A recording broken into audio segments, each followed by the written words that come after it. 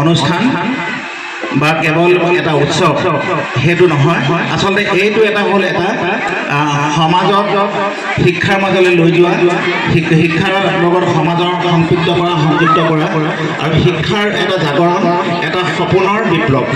এই সপোনৰ বিপ্লৱকৈ শিক্ষাক আমি কেনেকৈ লৈ যাওঁ সমাজৰ প্ৰত্যেকজন মানুহলৈ। আমি পৃথিৱীৰ বিভিন্ন দেশত দেখিছোঁ, আজি আমেৰিকা যুক্তৰাষ্ট্ৰত এই যে সৰু সৰু পাৰ্কবিলাকত এনেকুৱা ধৰণৰ মেলা হয়, এনেকুৱা ধৰণৰ বিজ্ঞানৰ মেলা হয়, ৰাস্তাত শিক্ষাৰ মেলা হয়।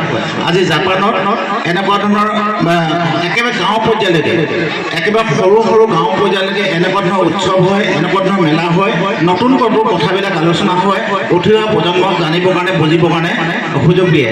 জাৰ্মানীত আমি দেখিছোঁ যে পিপুলছ ইউনিভাৰ্চিটি, তাৰমানে আজীৱন শিক্ষা। জাৰ্মানত আজীৱন শিক্ষাতে মানুহে কয় যে মই হৈ গ'ল আৰু BA পাছ কৰিলোঁ, মই MA পাছ কৰিলোঁ, মোৰ PhD হৈ গ'ল, সামৰিলোঁ আৰু লাষ্ট পৰীক্ষা যদি ভাবে যে মই আৰু পৰীক্ষা দিবলৈ নাই, আমি বহুত ছাত্ৰ ছাত্ৰী পাইছোঁ, ছাৰ আজি শেষ হ'ল আৰু মানে নালাগে আৰু নপঢ়োঁ আৰু।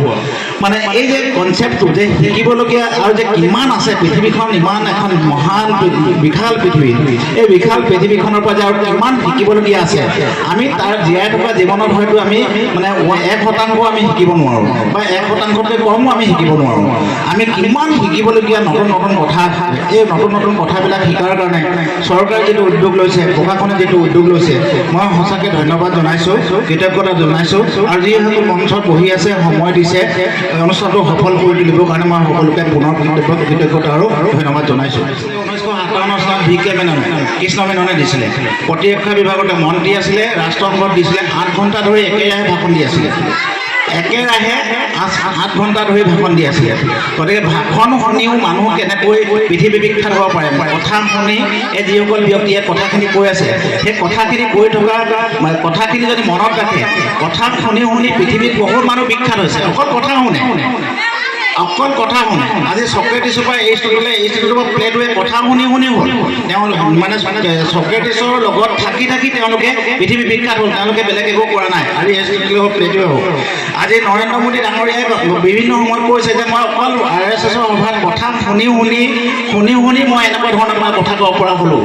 আব্ৰাহাম লিংকনে কোনো লিখিত শিক্ষিত মানুহ নাছিলে। আব্ৰাহাম লিংকনে নিজে সেই যিখিনি কথা শুনিলে সেইখিনি আকৌ প্ৰেক্টিছ কৰিবলৈ ধৰে। গতিকে হিটলাৰৰ কথাটো বহুতে জানে, মই এইকাৰণে কৈছোঁ বহুতে কথাখিনি বুজিবলৈ চেষ্টা কৰা নাই যে হিটলাৰ আচলতে এজন সৈনিক আছিলে, একেবাৰে সাধাৰণ মানুহ আৰু চোৰাংচোৱা আছিলে, কিন্তু তেওঁ কেনেকৈ পৃথিৱী বিখ্যাত হৈ গ'ল।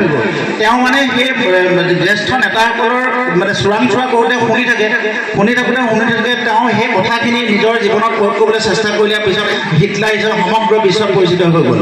গতিকে এই যে কথা শুনিলে মানুহৰ কিমান লাভ হয়, বহুতে বক্তৃতা শুনিব নিবিচাৰে, কথা শুনিব নিবিচাৰে, কিনো কৈছে আমনি লাগিছে বুলি বহুতে অনুভৱ কৰিব পাৰে। গতিকে যিসকল ছাত্ৰ ছাত্ৰী ইয়াত আছে, যিসকল শিক্ষক শিক্ষয়িত্ৰী আছে, যিসকল অভিভাৱক আছে, যিসকল অন্যান্য শুভাকাংক্ষী ব্যক্তি ইয়াত আছে, তেওঁলোকক মই অনুৰোধ কৰিছোঁ, ইমান এটা সুন্দৰ অনুষ্ঠান আয়োজন কৰিছে, ইয়াত যিসকলে যিখিনি কথা কয় প্ৰত্যেকৰ পৰা হয়তো এটা শব্দ যদি শিকি যায়, তেতিয়াহ'লে পৃথিৱীত তেওঁলোকে জীয়াই থকাৰ যিটো সাৰ্থকতা, যিটো সফল, সেইটো তেওঁলোকে হ'ব পাৰিব। হিটলাৰৰ কথা কৈছোঁ, নৰেন্দ্ৰ মোদী প্ৰধানমন্ত্ৰী আমাৰ তেখেতৰ কথা কৈছোঁ, বা আমাৰ শংকৰদেৱৰ পৰা শুনি হ'ল। এনেকুৱা কথাবিলাক আমি সদায় গুৰুত্ব দিব লাগে আৰু কথাবিলাক শুনিব লাগে। মই 5 চেম্পিয়ন কুৱেশ্যন বুলি ৰন পৰ্টুজে এখন কিতাপখনৰ নাম 5 চেম্পিয়ন কুৱেশ্যন। পৃথিৱীত যদি সফল হ'ব বিচাৰে, পৃথিৱীত যদি মানুহে ছাকচেছ হ'ব বিচাৰে, তেতিয়াহ'লে সেই 5টা প্ৰশ্নৰ উত্তৰ নিজে দি গ'লে হ'ল। সেই 5টা প্ৰশ্নৰ উত্তৰ যদি দিব পাৰে, তেতিয়াহ'লে সেই মানুহজনে জীৱনত সফল হ'ব পাৰে। আৰু সেই কিতাপখন লিখিছিলে ৰন পৰ্টুজ নামৰ এজন বিখ্যাত ব্যক্তিয়ে।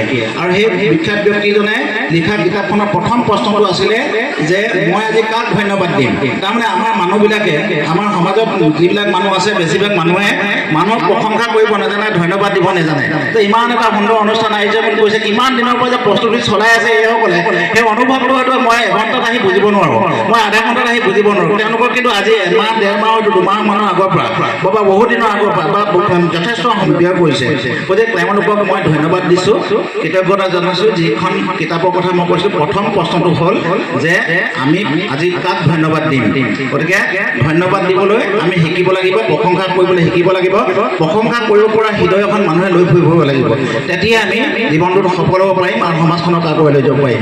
আৰু শিক্ষাৰ যিটো আন্দোলন, এইটো মই কৈছোঁ যে ৰাইজৰ উৎসৱ শিক্ষা আন্দোলন পৃথিৱীৰ বিভিন্ন দেশত হয় আমি দেখিছোঁ আৰু এই যে কামখিনি শিক্ষাৰ মূল উদ্দেশ্যটো কিবা শিক্ষা মানে কি শিক্ষা মানে হ'ল আমি শিক্ষা সমান সংস্কৃতি যোগ বিজ্ঞান তাৰমানে সংস্কৃতি আৰু বিজ্ঞান ইয়াতে মই দেখিলোঁ তাত মানে আমি বহুত মানে নতুন প্ৰজন্মই নাঙলটো বুজি নাপাওঁ জুৱলি মানে বুজি নাপাওঁ ডিঙৰা মানে বুজি নাপাওঁ বহুত ল'ৰা ছোৱালী যেতিয়া যদি কয় এইটো কি বস্তু নাজানে এইটো ধান কটা কাঁচিখন কি বুজি নাপায় গতিকে এই যে শব্দবিলাক এটা এটা নোহোৱা হৈ গৈছে পৃথিৱীটোত মানে এই যে এটা ভাষাৰ একোটা শব্দ নোহোৱা হৈ গৈছে জুৱলি মানে লাহে লাহে নুবুজা হৈ গৈছে সেই শব্দটো নাই তাৰমানে শেষ হৈ যাব তাৰমানে ভাষাৰ প্ৰতিটো শব্দ যদি নোহোৱা হৈ যায় সেই জাতিটো পৃথিৱীত কেতিয়াও জীয়াই নাথাকে সেই জাতিটো জীয়াই থাকিব তেতিয়া প্ৰত্যেকটো শব্দ নতুনকৈ তেওঁলোকে সৃষ্টি কৰিব যদিহে পাৰে গতিকে ইয়াত আজি ইমান ধুনীয়াকৈ ছাত্ৰ ছাত্ৰীসকলে কাপোৰৰ পৰা আজি বিভিন্ন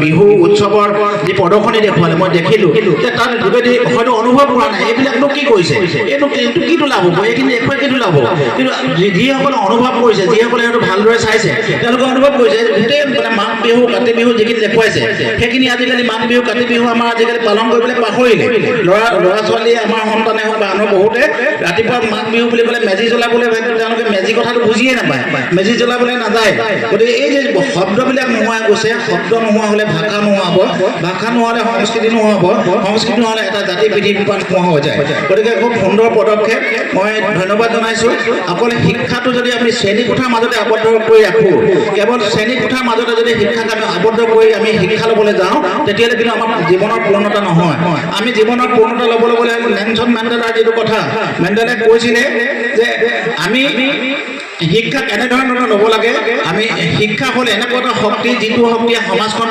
সলনি কৰি দিব পাৰে মানুহ সলনি কৰি দিব পাৰে গতিকে শিক্ষাক আমি তেনেধৰণে ল'ব লাগে আমাৰ আটাইতকৈ ডাঙৰ অস্ত্ৰ যদি আমি জাতি এটা ধ্বংস কৰি দিবলৈ বিচাৰোঁ জাতিটোক যদি নিঃশেষ কৰি দিবলৈ বিচাৰোঁ তেতিয়াহ'লে আমাৰ ডাঙৰ এটম বোমাৰ কোনো প্ৰয়োজন নাই বা বহুত ডাঙৰ বোমাৰ প্ৰয়োজন নাই আমাক শক্তিশালী বোমাৰ প্ৰয়োজন নাই যদি ভাবোঁ যে এই জাতিটোক আমি শেষ কৰি দিম তেতিয়াহ'লে জাতিটোক শেষ কৰিবলৈ হ'লে দেশখনক শেষ কৰি দিবলৈ হ'লে সমাজখনক শেষ কৰি দিবলৈ হ'লে আমাৰ প্ৰয়োজন শিক্ষা ব্যৱস্থাটো ধ্বংস কৰি দিয়া কাৰণ শিক্ষা ব্যৱস্থা ধ্বংস হ'লে কি হ'ব তাৰ পৰা আমি যদি ভাল ডাক্তৰ বিচাৰোঁ ডাক্তৰ নাপাম তাৰমানে ভাল শিক্ষা নাপালে ভাল ডাক্তৰ নহ'ব ডাক্তৰ নাপালে আমি মানে ৰং ট্ৰিটমেণ্ট বুলি কয় অসমীয়াত কি হ'ল ভুল চিকিৎসাত আমি মৰি যাম আমি ভাল শিক্ষক নাপাম আমি ভাল বিচাৰক নাপাম ভাল বিচাৰক নাপালে মানে ন্যায় পোৱাজনে অন্যায় হ'ব অন্যায়জনে ন্যায় পাব ওলোটা হ'ব গতিকে ভাল দলং আমি নিৰ্মাণ কৰিব নোৱাৰিম ভাল ঘৰ নিৰ্মাণ কৰিব নোৱাৰিম কাৰণ ভাল ইঞ্জিনিয়াৰ আমি নাপাম গতিকে আমি শিক্ষা ব্যৱস্থাটো যদি ধ্বংস কৰি দিওঁ তেতিয়াহ'লে আমি এটা জাতি ধ্বংস কৰি দিব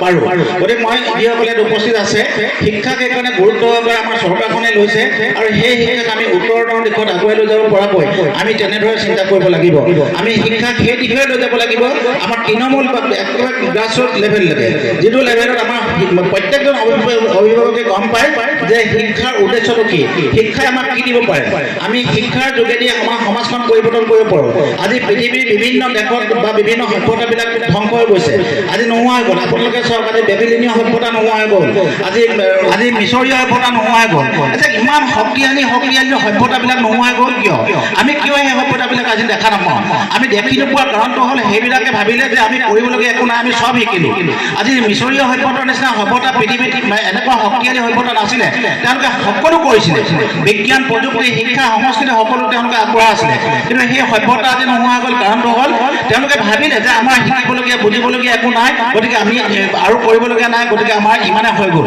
আৰু তাৰপিছতে সেইবিলাক সভ্যতা সেইবিলাক জাতি সেইবিলাক নোহোৱা হৈ গ'ল গতিকে আৰু পৃথিৱীৰ বিভিন্ন জাতি আছে আজি তাজমিনীসকল পৃথিৱীৰ আটাইতকৈ শক্তিশালী জাতি আছিলে আজি বেটুকসকল শক্তিশালী জাতি আছিলে এনেকুৱা বহুত জাতি জনগোষ্ঠী এটাও মানুহ পাবলৈ নাই আজি তাজমিনীসকল 2014 চনত এজন মানুহ আছিলে নিহত গ'ল আৰু সেই জাতিটোৰ জনগোষ্ঠীটো এতিয়া নাই বেটুকসকল নোহোৱা হ'ল জাংগীৰসকল নোহোৱা গ'ল আমাৰ কিমান জনগোষ্ঠী জাতি জনগোষ্ঠী কমিউনিটি নোহোৱা গ'ল আমাৰ হিচাপ নাই আজি ৰেড ইণ্ডিয়ানসকল আমেৰিকাত এতিয়া শেষ হ'বলৈ গৈ আছে এটা জাতি জনগোষ্ঠী কি কাৰণে শেষ হৈছে তাৰমানে তেওঁলোকে এটা গুৰুত্ব নিদিলে শিক্ষাটো যদি শিক্ষাটোত গুৰুত্ব দিয়াহেঁতেন তেওঁলোকে অনুভৱ কৰিলেহেঁতেন যে শিক্ষাই আচলতে এটা জাতিক সভ্যতা পোহৰাই দিয়ে শিক্ষা নোহোৱা যাতে কিহৰ লগত তুলনা কৰিব পাৰোঁ মৰুভূমিৰ লগত তুলনা কৰিব পাৰোঁ শিক্ষা নোহোৱা বা শিক্ষাহীন জাতিক আমি কিহৰ লগত তুলনা কৰিব পাৰোঁ আমি শিপা নোহোৱা গছৰ লগত তুলনা কৰিব পাৰোঁ আমি শিক্ষা নোহোৱা জাতিক আমি কিহৰ লগত তুলনা কৰিব পাৰোঁ?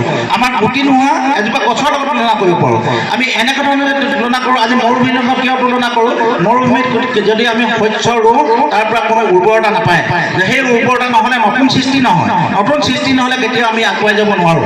গতিকে শিক্ষাই আমাক জ্ঞানৰ পোহৰ বিলাই প্ৰজ্ঞা সাধনাৰ বাট দেখুৱায় আৰু সেইকাৰণে আমাৰ জীৱনটো প্ৰত্যেকজন মানুহৰ জীৱনটো উজ্জীৱিত কৰি তোলে।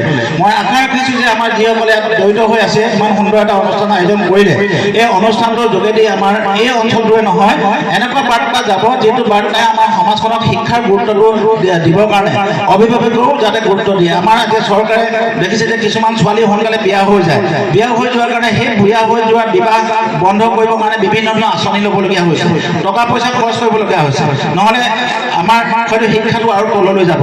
গতিকে চৰকাৰখনে বিভিন্ন পদক্ষেপ গ্ৰহণ কৰিছে। এই পদক্ষেপ মই ভাবোঁ সঁচাকৈ সকলোৰে বাবে আদৰণীয়। আৰু এই যিটো আন্দোলন, এই আন্দোলনটো ধাৰাবাহিকতা ৰক্ষা কৰক। আপোনালোকে দেখিব যে আমাৰ এই সমাজখন কিন্তু শিক্ষাৰ যোগেদিয়ে আগুৱাই যাব পাৰিম। শিক্ষাই আমাক মানে নতুন নতুন কথা উদ্ভাৱনীয়তা শক্তি দিব। অকণমান মই ইয়াত এনে বহি থকা নাই, মই ভাষণো শুনি আছোঁ, কথা কামো কৰি আছোঁ। কাৰণ গোটেই আমাৰ প্ৰক্ৰিয়াটো আমাৰ ছাত্ৰ ছাত্ৰীক কৈছোঁ যে আমাৰ সমাজখন পৰিৱৰ্তন হৈছে, পৃথিৱীখন আগুৱাই গৈছে, পৃথিৱীখন ক'ত আছে সেই কথা আমি জানিব লাগিব আৰু সেইমতে আমি কাম কৰিব লাগিব। আমাৰ মহাবিদ্যালয়খন গোটেই প্ৰক্ৰিয়াটোৱে এডমিনিষ্ট্ৰেটিভ প্ৰক্ৰিয়াটোৱে হ'ল অনলাইন প্ৰক্ৰিয়া। ব্যৱস্থাটো একেবাৰে কম, 80% আমাৰ কাগজ নালাগে আমাৰ মহাবিদ্যালয়খনত। আমি য'তে থাকোঁ, পৃথিৱীৰ যিকোনো ঠাইত নাথাকোঁ, আমি কাম কৰি থাকিব পাৰোঁ। আমাৰ প্ৰফেচাৰ য'তে নাথাকক, ৰাতি 12টা বজাতো কাম কৰে, 11টা বজাতো কাম কৰে। গতিকে আমাৰ গোটেই প্ৰশাসনিক ব্যৱস্থাটো পেপাৰলেছ এডমিনিষ্ট্ৰেশ্যন বুলি আমি তেনেকুৱা ধৰণে গঢ়ি তুলিছোঁ। আমাৰ মহাবিদ্যালয়খনত আমাৰ শ্ৰেণী কোঠা কেতিয়াও প্ৰেজেণ্ট ছাৰ, উপস্থিত ছাৰ, য়েছ মেডাম এইবোৰ শব্দবিলাক নাই। সোমাই যোৱাৰ লগে লগে আমাৰ এটেণ্ডেঞ্চটো হৈ যায়। গতিকে সেইবিলাক সম্পূৰ্ণ প্ৰযুক্তি, আমি প্ৰযুক্তিৰ লগত আমি খাপ খুৱাই মহাবিদ্যালয়খন গঢ়ি তুলিছোঁ। মই জানিবৰ কাৰণে, আপোনালোকক অৱগত কৰিবৰ কাৰণে হয়তো এইসকল বিষয় আছে, কাৰোবাৰ আগত এই কথাখিনি কৈ হয়তো বেলেগকো ইনস্পাইৰেশ্যন বা অনুপ্ৰাণিত কৰিব পাৰে, সেইকাৰণে মই কথাখিনি কৈছোঁ। ঠিক তেনেকৈ আমাৰ ইলেকশ্যন যিটো ছাত্ৰ একতা হয় ইলেকশ্যন, পৃথিৱীৰ ভিতৰত হয়তো আমিয়ে প্ৰথম। আমি পৃথিৱীৰ ভিতৰত মই ঘৰলৈ গৈছোঁ, ইণ্টাৰনেটত যেতিয়া বিচাৰে অকল কানৈ কলেজৰ নামটো ওলাই যে অকল ষ্টুডেণ্ট ইউনিয়ন ইলেকশ্যন, আমাৰ কানৈ মহাবিদ্যালয় অনলাইন প্ৰক্ৰিয়া ঘৰৰ পৰা হয় বা বেলেগৰ পৰা ভোট দিব পাৰে। আমাৰ কাজিয়া হৈ লৈছোঁ, চিঞৰ বাখৰ নাই। যিদিনাখন ইলেকশ্যন হয় সেইদিনাখন ল'ৰা ছোৱালী কলেজত এটাও নাথাকে। এবাৰ আজি 3 বছৰমানৰ আগতে মোক পুলিচে আহি ক'লে যে ছাৰ আপোনালোকেতো আমাক কাগজ দিলে ইলেকশ্যন পাতিম বুলি, এতিয়ালৈকে ল'ৰা ছোৱালী এটাও অহা নাই, এইটো কি কাৰবাৰ? মই বোলো ল'ৰা ছোৱালী ইয়াত নাথাকে, আমাৰ দায়িত্বটোহে দিছোঁ আপোনালোকক পালন কৰিবৰ কাৰণে। আপোনালোক আমাৰ যে ইলেকশ্যন এটা আছে, কিন্তু এটা ল'ৰা ছোৱালী কলেজত নাথাকে, না কাজিয়া কৰিব ক'ত একো নাই। গতিকে এনেকুৱা ধৰণৰ প্ৰক্ৰিয়াতে আমাৰ মহাবিদ্যালয়খন গঢ়ি তুলিছোঁ। সেইটো এটা হ'ল ইন'ভেটিভ। আমি এতিয়া সেই ইন'ভেটিভ প্ৰক্ৰিয়াটো বেলেগৰ মাজত লৈ যাব পৰাকৈ এতিয়া আমাৰ অনুষ্ঠান কলেজখন আমি ছ'চাইটিয়েল ইনষ্টিটিউশ্যন বুলি কওঁ।